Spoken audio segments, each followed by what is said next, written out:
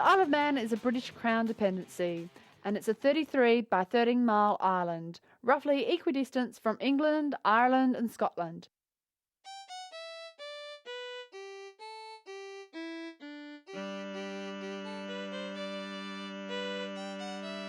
According to the legend, two warriors, one from England and one from Ireland, were fighting over a woman.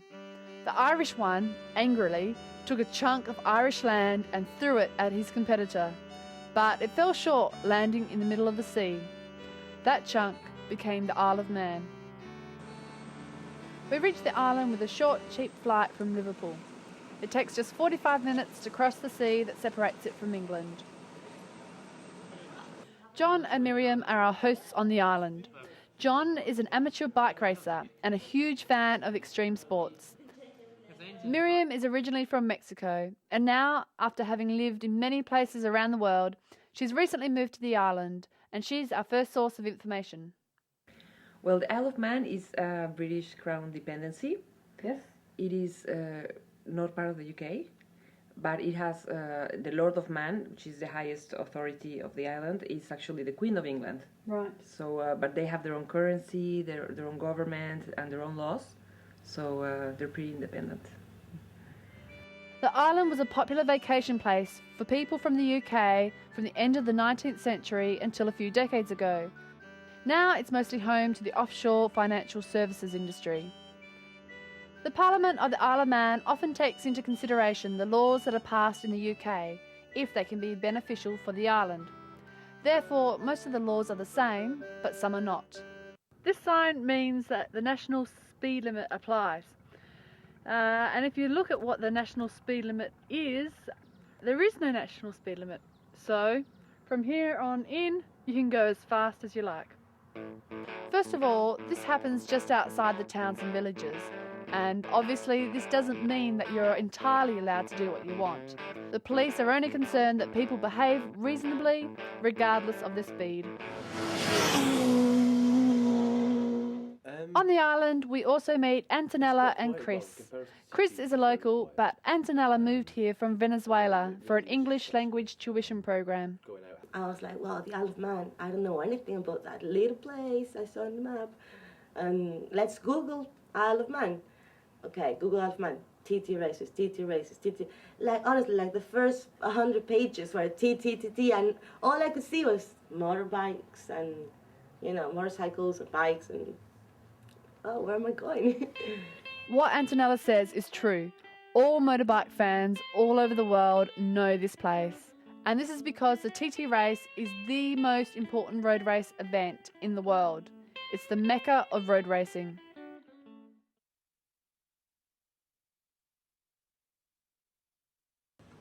Okay, so this is what happens every year on the Isle of Man since 1908.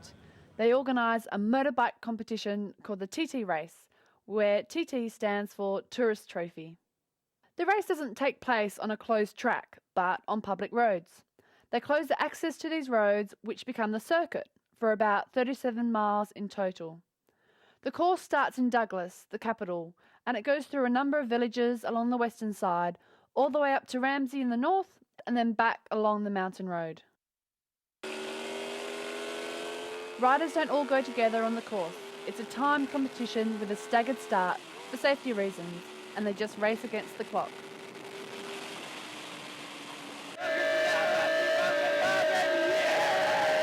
I used to come for the racing, but now it's just to come and see different things, have a ride round, entertainment at night. It's, you know, there's just so much to do really for bikes, and if you're into bikes, this is definitely the place. The TT is a big sport event, but just as big, it's a social event. The population on the island increases from 50 to 100%. It's a carnival atmosphere, and everyone's here to party. Bushies is really entertaining. They have live entertainment out front. They got bands inside. They have exhibition burnouts, wheelie contests, go-kart races. That's like the biggest spot for the masses.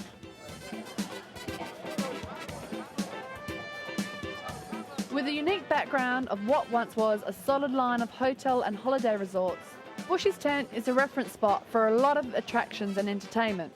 It's on the promenade of Douglas in front of the beach. There's an overstock of merchandising and souvenirs, obviously motorbike based. The list of choices for entertainment is actually long. Bike performances and stunts, pubs, live music, carnival rides and so on. Everything with a picturesque postcard background. Around the TT grandstand in Douglas, there's plenty of stalls to satisfy your shopping needs. Again, motorbike based. Oh, it looks it's for women. It's not a women thing. Now that I look stupid this way. Can you imagine Japan?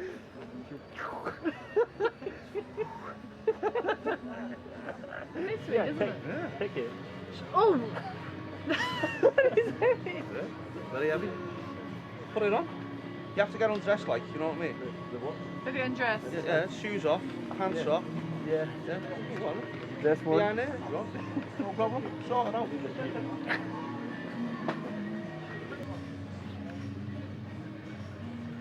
I feel like a robot.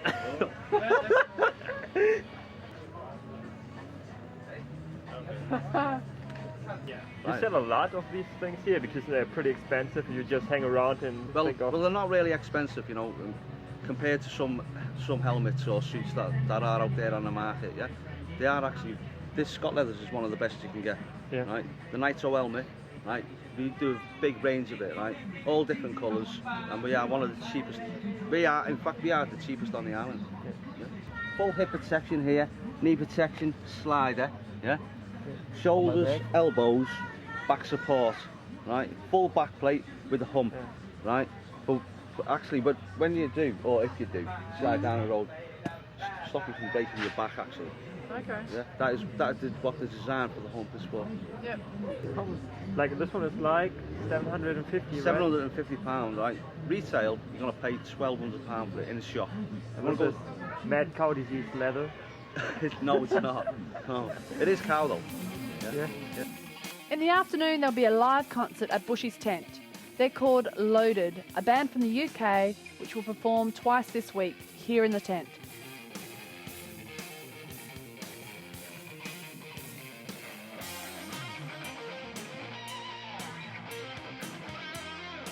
Duncan, guitarist from Loaded. Hi, I'm Darren from Loaded, singer. I'm Mark on bass. Yeah, hi there, and I'm Stevie, and I'm the drummer. Third time, right? Yeah. You're here. Third So, year on the island. why do they want to hear you again? The best fucking band they've ever heard. If I'm allowed to say fuck. We're just so excited about it, and it's an unknown quantity. Is it going to work, isn't it? And thank goodness we absolutely rocked this place, and last year was better still. And we got, you know, they just say to us at the end of the night, will you come back and do it again next year? And it takes all of 3 seconds to say, yeah, we'll be back. We don't set out to be the best ever, we set out to be the best that we can be, and that just happens to be enough. And there's so much energy and so much belief and passion in what we do, and that's what comes across when we play, and people pick up on that. Beer, the music, just the general atmosphere.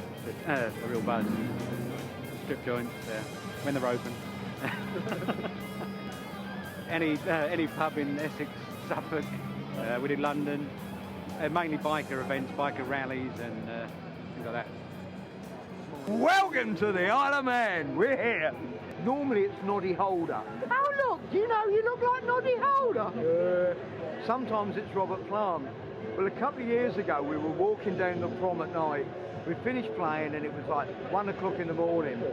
And this guy, and he'd had a couple of drinks, obviously, and he comes staggering up and he goes, man, he says, do you know who you look like? And mentally I'm going, yeah, Noddy Holder, Robert Plant, here we go. I said, no mate, who's that? He said, you look just like, and I'm waiting for it, come on Ed. He goes, Bob Marley. How good is that?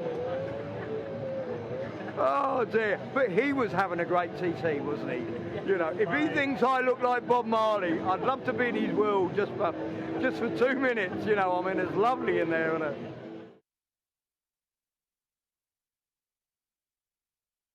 One of the reasons why the Isle of Man is known all around the world is for its breed of cats. The Manx cats don't have a tail. Now, I have never seen anything like this before in my life, and I've come here really hoping to see one. However, Antonella, who lived here for 1 year, never saw one. I've never seen one. Really? Yeah, Do you like cats? I love cats. But nope, never seen one. But my lucky day comes on a Monday morning in Castletown.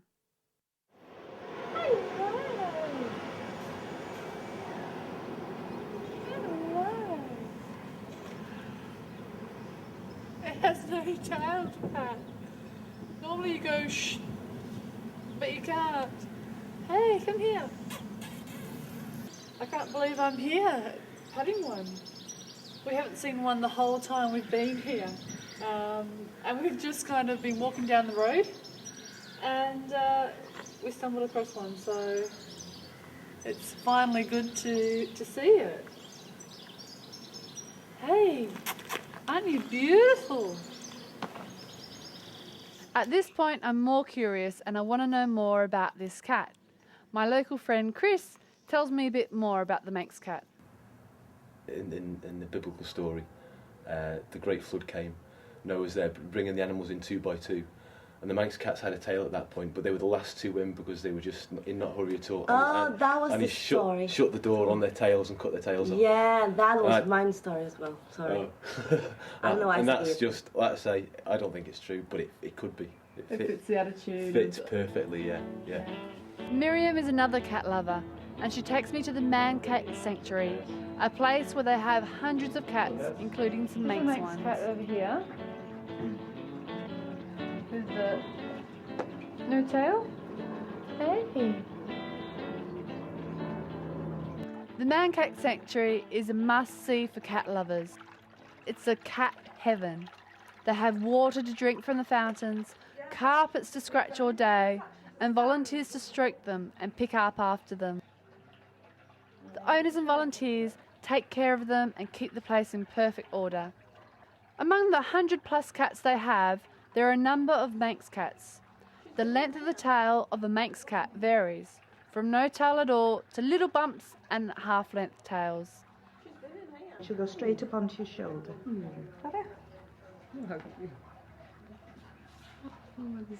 It's a Manx too. James is one of the staff members here, and he tells us a bit more about the Manx cats. They started taking in 2 or 3 cats, and before they knew it, they were taking more and more cats in, and then goats, and sheep, and various fowl. And basically, the Man Cat Sanctuary grew from there, and now there's over 120 cats here.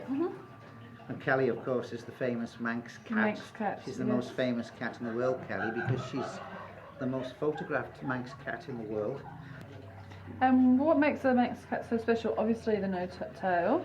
Well, the Manx cat has no tail, but strictly speaking, it's not a breed.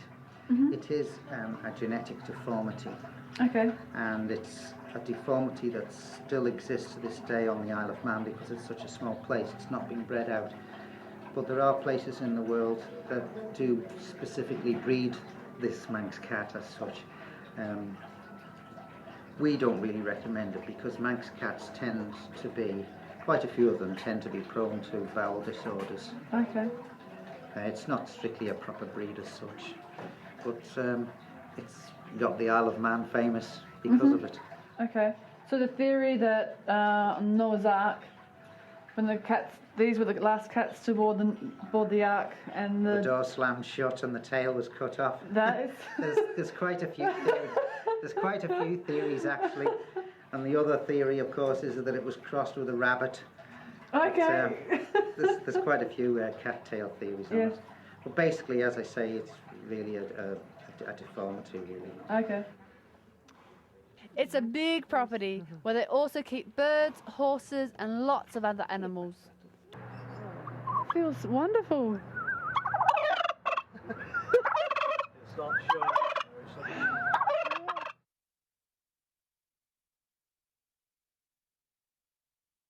What's the TT? I suppose it's when our island, that normally has about 75,000 people on it, swells to double its size to 150,000 people. And as you can hear in the background, bikes everywhere. It's just, the atmosphere is amazing. It's just like being in a goldfish bowl. Everything's so compacted, but it's so much fun. It's brilliant. You've got to come here and see it. It's one of the oldest and most historic motor sport events in the world. It's one of the last original courses as well in the world. I call it the Olympics of motorcycle road racing. There's 35 countries here that are being represented.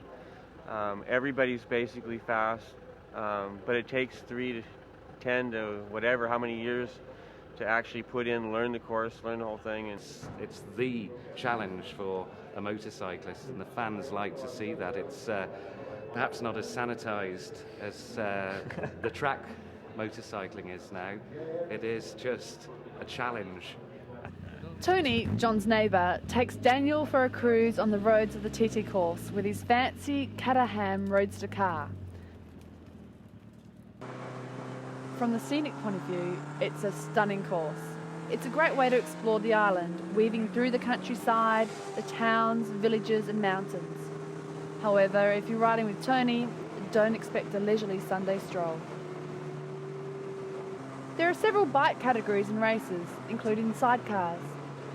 The difficult terrain and over 200 bends made the TT Race Series the most significant motorcycle road racing competition in the world. So Miriam, you live right on the TT track. How do you find that? Well, this was my first TT week. Yes. With the TT practice before that, and it was.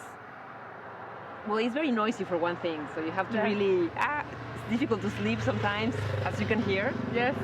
And the roads are closed from 3 hours to 8 hours, or a full day even. Yeah. So it's really. Takes even more planning. You know, if you make one little mistake in your planning of the day, you're held hostage in the house, like I was for like 3 or 4 days. Yeah. So you have to really plan around the schedule of the roads. I'll speak from experience. My family do not like the TT. They go on holiday. Seriously, as strange as that may sound, they go on holiday.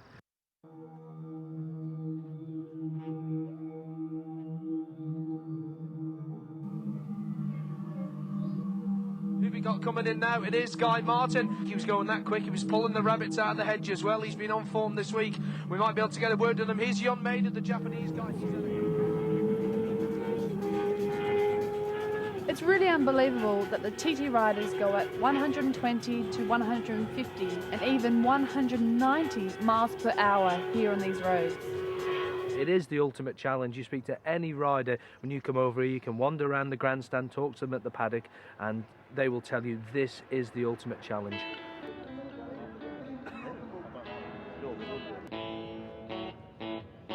Unlike many other motorsports events, here everybody is allowed to walk through the paddocks where mechanics and riders get prepared for the practice and race sessions. All TT riders are very friendly and are usually accessible to everybody.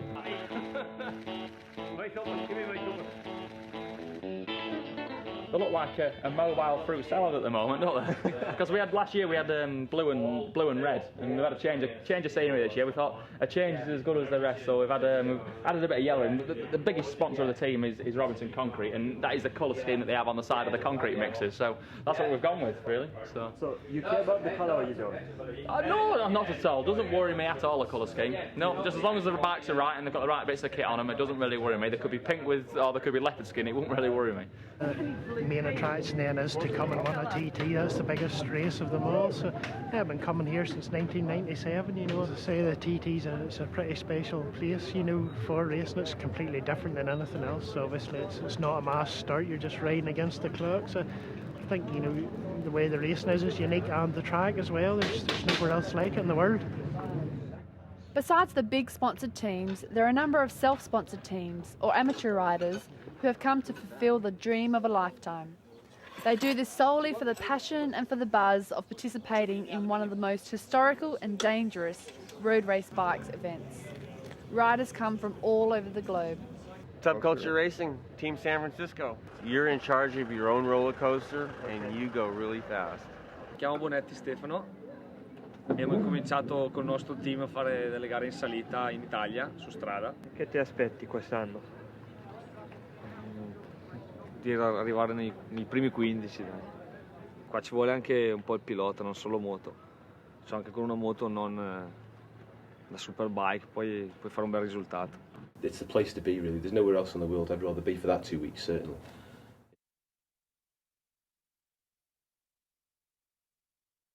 We're now in the south of the island, and we're going to see how a typical family used to live here hundreds of years ago. Nothing's changed, they still speak the local Manx language even. This is a village of Cregnish. This old group of houses is now a sort of open-air museum, where you can walk around and feel like you're living a few centuries in the past. The houses are very cute, and most of them are actually inhabited by people, and they want to keep alive the past as much as they possibly can. There's also a small museum with some old photos where they let me see an entertaining film explaining the old life and work culture of the island. Cregnish is a very nice place, relaxed and simple environment, but the real highlight was almost hidden behind a fence. Hello! Here! Yum, yum, yum! Oh, it's going for it. This is a local breed of sheep. Now, as you can see, it's got 4 horns. It's called the Lockton sheep. So, and these are so cute. Here. Eat up. Ready for seconds? I'm gonna make you fat. You can't work out how to eat that, can you? The Lockton sheep can have 2 to 3 pairs of horns, and it's unique to the island. Once there were also white, grey and black ones, but nowadays just the brown ones remain. Hello, Mr. Horse. Hello. In the meantime, Daniel is more amazed by the local tea house, where a sign claims that if you don't have money to pay your bill, you can still pay it off by working in the kitchen. Daniel, notoriously a cheap guy, just had apple pie and coffee and wants to make the most of this opportunity. How long do you have to work in the kitchen for one apple pie? That's probably 2 hours, eh? That would be slave labour. Half an hour would be fine. I had an apple pie, so... Oh yeah, I had an espresso. That makes an hour.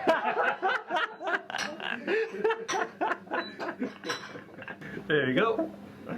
That's an hour, is it? What time is it from now? Yeah, Is it 3:30 to 4:30? Okay.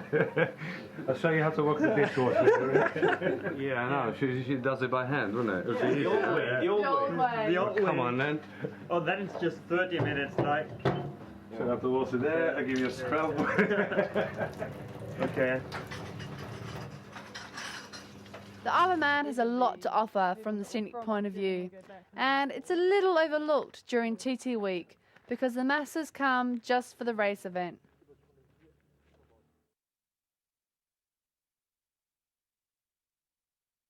The TT event lasts roughly 2 weeks. The first is practice week and the second is race week. The Sunday in between is called Mad Sunday.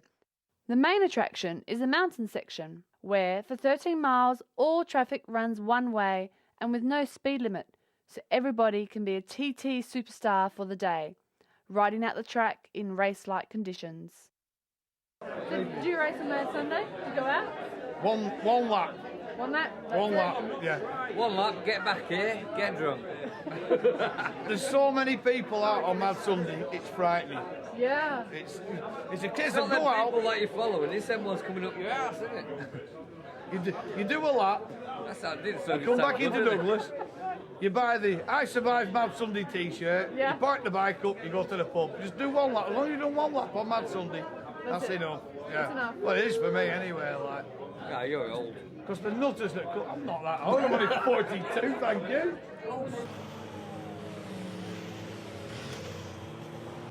We're obviously asking the riders to stick to the speed limits because they're not on closed roads, they're on open public roads. so they've got to obey the law. But I thought that there's no speed limit at all. On the mountain in sections there isn't, and that's where and it's one way. They've made it one way now up there on Mad Sunday. So just be careful and enjoy it. You'll get more bikes than you've probably ever seen in your life going around the mountain course. Now, obviously, we don't want to miss what happens on the mountain road. The weather's not that great, but it's not enough to stop the bikes. There are so many bikes here, it's unbelievable. It's almost as if every bike ever made is here now, riding around the course.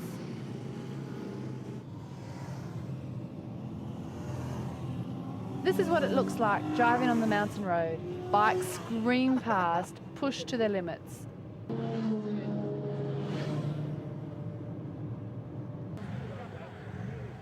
The amateur bikers get a lively crowd all along the track, oohing and ahhing throughout the day. They are fully prepared with beer in one hand and food in the other to enjoy the moment.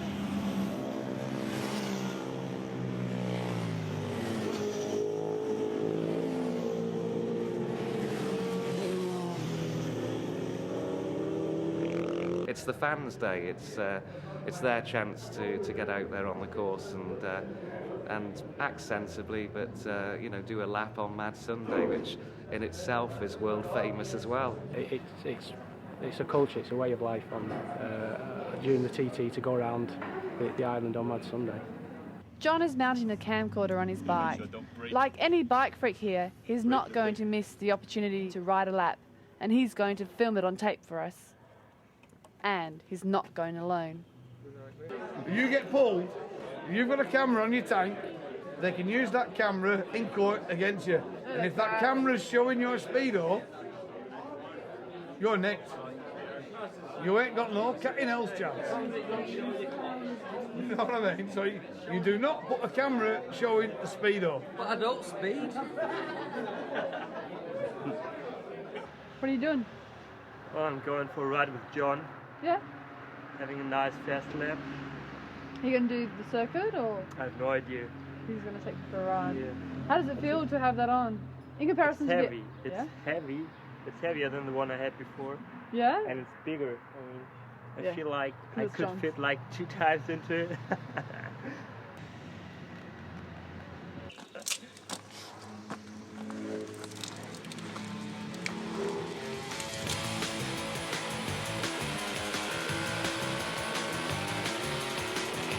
All bike riders are show-offs, and John is no exception. So today, he's excited to be taking Daniel for a spin with him. John is an amateur bike racer, and he's a local, so he knows the track better than anyone else. He goes damn fast, but the situation is supposed to be under control.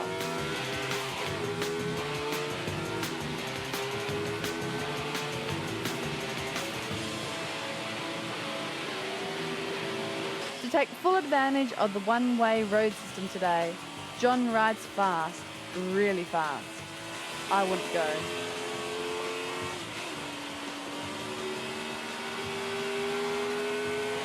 After all the races that happen during Mad Sunday, all over the island in different locations, everyone parties up pretty big. There's a lot of things happening, a lot of street entertainment, live bands, the beach is packed. It's a place to be, a lot of families are here just having a great time. It's fantastic. Also, there's no closing time for the pubs, so people are partying hard all through the morning. At Bush's tent in Douglas, on the night of the Mad Sunday, there's the big gig for the loaded band. It is packed and the atmosphere is great. The guys want to get the whole tent rocking.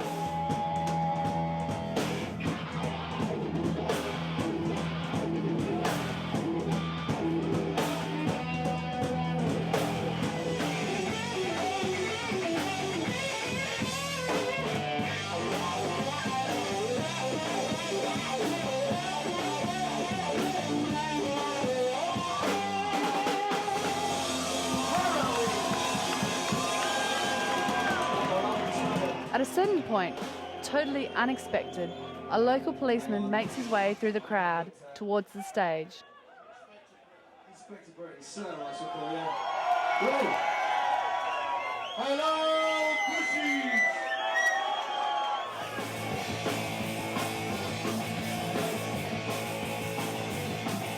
It's been a long time since we took it slow. Stop it! Give me some of that shit, man.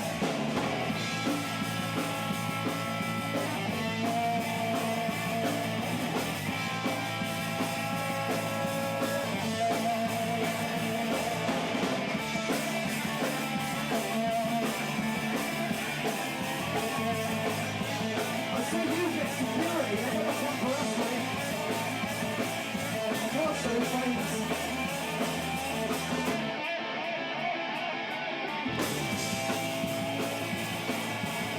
Come on, pussies, let's do something. Roll it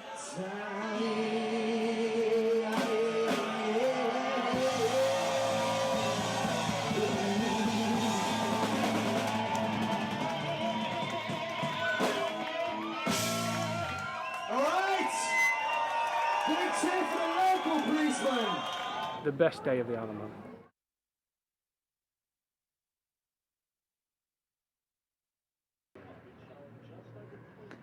Okay, well, we're going to get ourselves some kippers. Kippers are smoked herrings.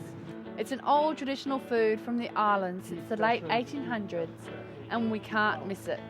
They are fished locally in July and August, and we're going to visit one of the few remaining traditional factories where the owner, Paul Desmond, takes us on a tasty tour of the facility.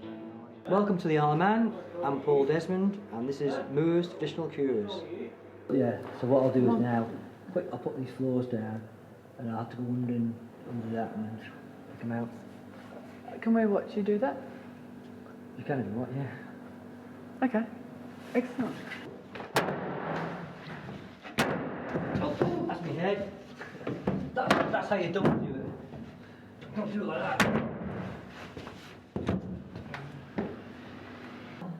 Most of the cleaning, smoking and packaging process is done manually, and it takes time and a lot of patience. Just the first ones are more difficult to get out. Once I get these out, I can move them down, you see. Okay. So then they...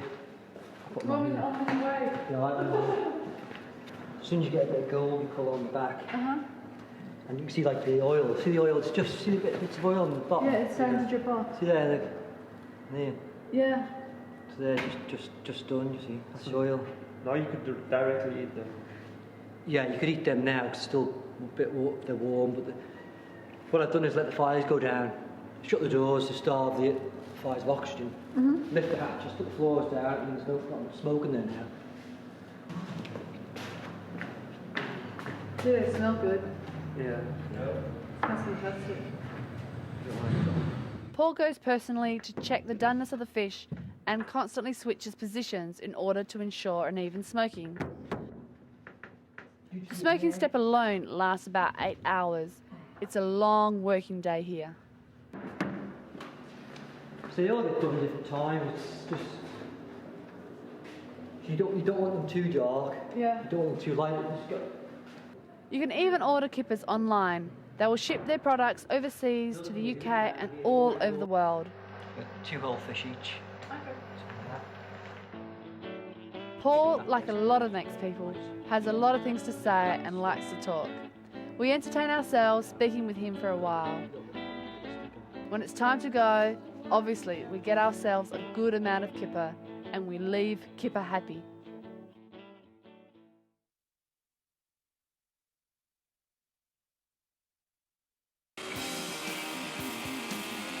A lot of the charm of the TT race is related to the risks involved for the riders.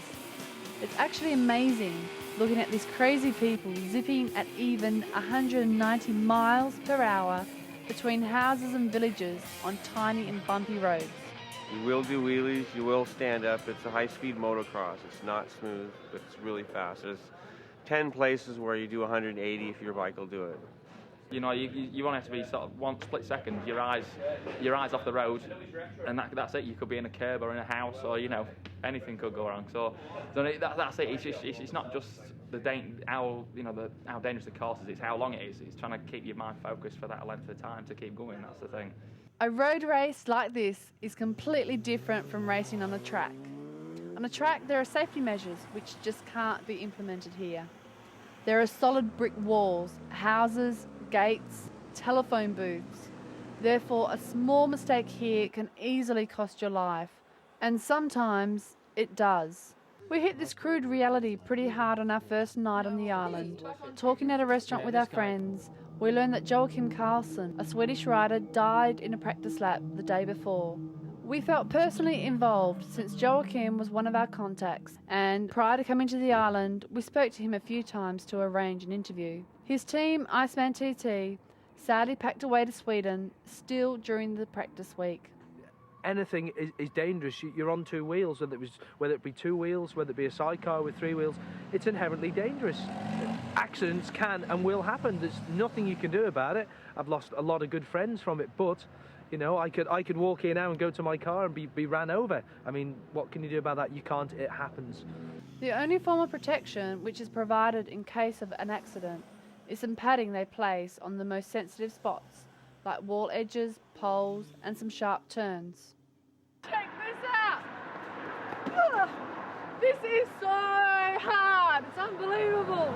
I think this is meant to save your life.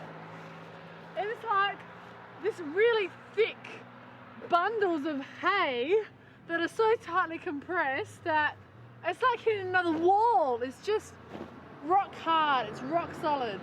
I don't want to hit it on a bike. This year, 2 bike riders, 1 sidecar rider and 1 marshal were all killed in separate race accidents. Even among the amateur bikers, there were a few accidents, especially during Mad Sunday.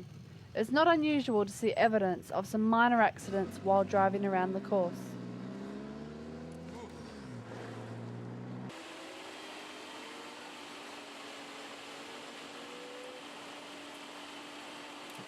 The Mad Sunday itself had to be closed for accidents.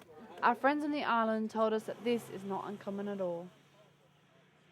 In England anyway, in Britain, because you haven't got nice weather all the time, and if you choose to ride a motorbike, it's quite a brave choice, because you're going to spend 8 months a year in waterproofs with a misted up visor, wanting to get to work as quickly as you can, but knowing that you can't because there's probably ice on the roads or wet roads or something. So there's a lot of respect for that, and the fact that if they want to go out and do it, then just hope that they make it back to the pits okay, you know, really. We all know the risks. Everyone that comes here knows the risks. So if things like that affected you, if you thought like that, you'd never leave the house in the morning, would you? What if I got out of the house this morning and I got run over by a bus? So you'd never do anything. I don't get on such a machine. So. Oh well, you sort of live for the moment, I suppose. You know. And everybody who goes out on the course, they do know exactly what they do, and they know exactly what they want to do. They've probably saved and dreamed of doing it for years anyway, and so, you know, it's something they should be let to do, I think, really, you know.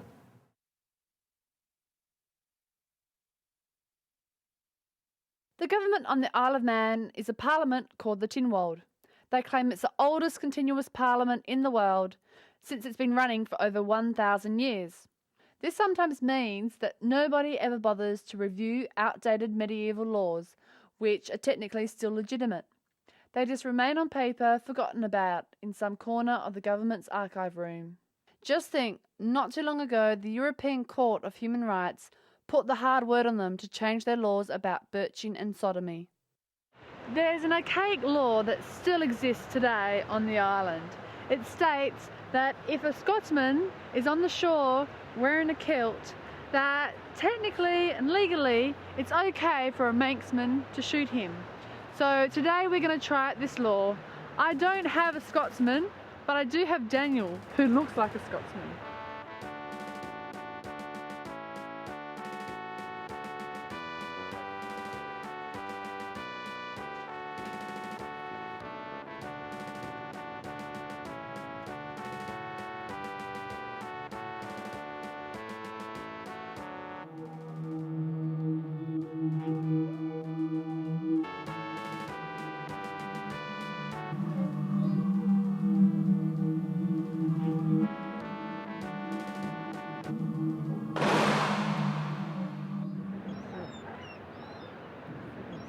Obviously, we were just joking.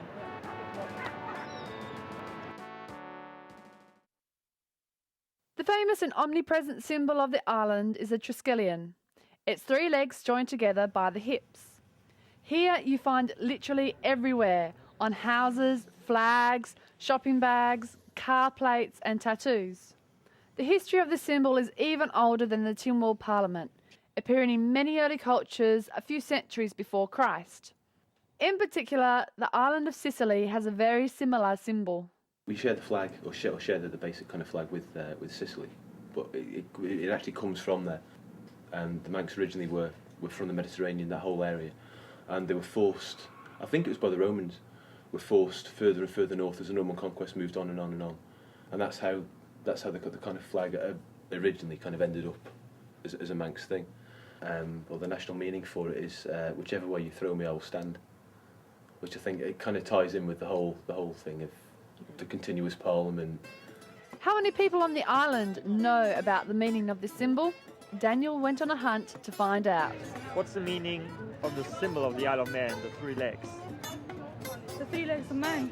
I don't know really. Absolutely no idea. We were wondering that the other day.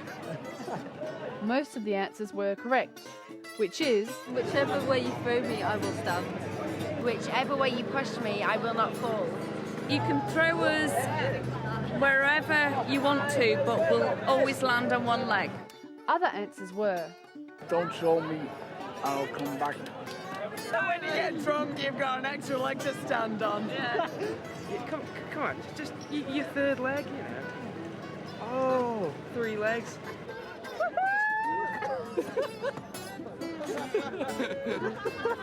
Is your accent fake?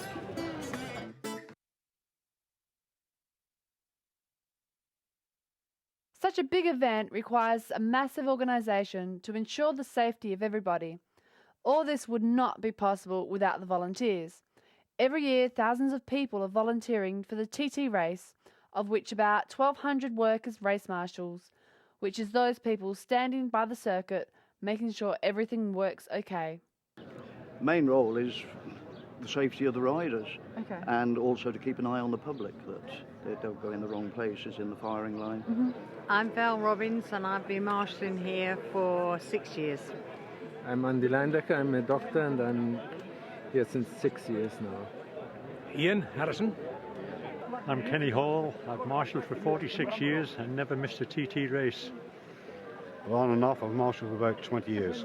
53 years. The number 1 priority is self-preservation. And after that, it's the rider. Then they made me Deputy Sector Marshal for... John Dog Callister is one of the most well-known marshals of the TT race. He's been marshalling in the same spot for over 30 years in the village of Bluff. And why do they call you Dog? I can lick me bollocks. I was PC Bulldog in a school play. The name stuck. For a long time I was PC Bulldog, and then I got shortened to Bulldog, and eventually just to John, or just to the dog. John is also able to speak the Manx language. The last native Manx speaker died in 1974, but in the last few decades a lot of people have started to learn the Manx language as a second language. Kerfeld Jerry, who does Manning. Welcome to the Isle of Man. I learned it at classes of an evening. We'd go to a pub or somewhere like that, and there'd be a teacher and a crowd here, and I learned it like that. But there's probably 1,000 people who can get by like I can, which is not a bad percentage in the Isle of Man, and I think it'll increase. John kindly accompanies us to visit Gwen Crellin, possibly the most famous marshal on the island, who's now approaching 90 years of age, and has marshalled for 37 years from her garden right on the track. Probably about 4 to 5 years ago. Agostini came over and did a lap. He actually stopped on his lap of honour and said hello to Gwen and then carried on. Really? The roads are closed. I've got some people here. They're closed, are they? Yes. Why, what's on? The bikes. Are they? Yeah. Some people here want to see the famous Marshal Gwen. Yes. He's Hello. Chantel from Australia. Yes. Hello. Nice to meet you. One each. They wanted to see the famous Gwen. Oh, that's fine. That's marvellous. Yes. So this is the famous Gwen. I was just telling them when Aggo did his lap of honour, Yeah. he stopped off here, didn't he? Stopped off here in the middle of his lap of honour. He'll be going to stop on this week too. Aye. He's over. And he for this called week. in. Yes. And said hello to Gwen, give her a big kiss and a big hug. Oh, it caused a lot of confusion. You know. Yeah. Fancy her. What's she got that I haven't got? Yeah. Not it. You'd still be marshal, but your eyes aren't good enough now, That's are right, they? yeah. I packed in last year. But you marshal for how many years? Yeah. Fun. How many? 37. She marshaled for 37 years. He said, no, I hope you'll keep off the road. Yes, well, you've been known to go on the road, that's the problem. No, it's not that. He wanted to show his authority. Right, well, And I said, you don't have to tell me. I was going to say you don't have to show thing how to suck eggs, but I didn't. everyone that went past in the practice Yeah. should write their numbers Would down. you like to see my pictures? Come in. We'll see at what time it is now. Go in and have a look at their pictures. I'll just, You come in, John, it's all right. yeah, I'll just tell them what I'm doing. Wow, look at your wall. Ah, you say you don't know? Come right in. Look at all this. We'll get a shot with you. Gwen's house is amazing. It's a museum of the TT with paraphernalia and photos everywhere. It's unbelievable how so much stuff is packed into this small area. I went and bought the teddy bear and put it on. People have sent her pictures and cards and they call in to see her. Gwen is so lovely and so entertaining. She listens to Manx radio to follow the race events from home. Coming at 2:30. No, they're not starting yet. They don't know what time they're They starting. said at 2:30 they would give a further announcement. Oh, right, okay. Well, Damn it all. who's your famous? They're Who's your on favourite Tuesday, rider? and I'm not, but Who's your favourite rider over the years? Who's your favourite? I know you got lots of favourites. I couldn't really say, John, for... You've been involved with that many, haven't you? Well, that's right, yeah. Yeah. And they all say, oh, the old cock is alive still. Yes. I put this on to go out this morning. Now my hair's all done cockeyed, so it don't matter. Anyway.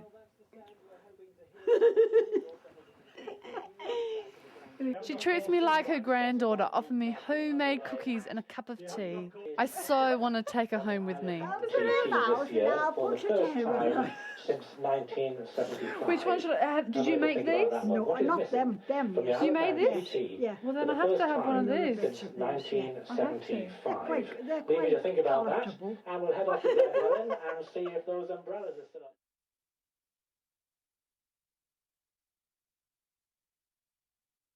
Driving along the beautiful green Manx landscape, we stopped by chance at an interesting place for an afternoon snack.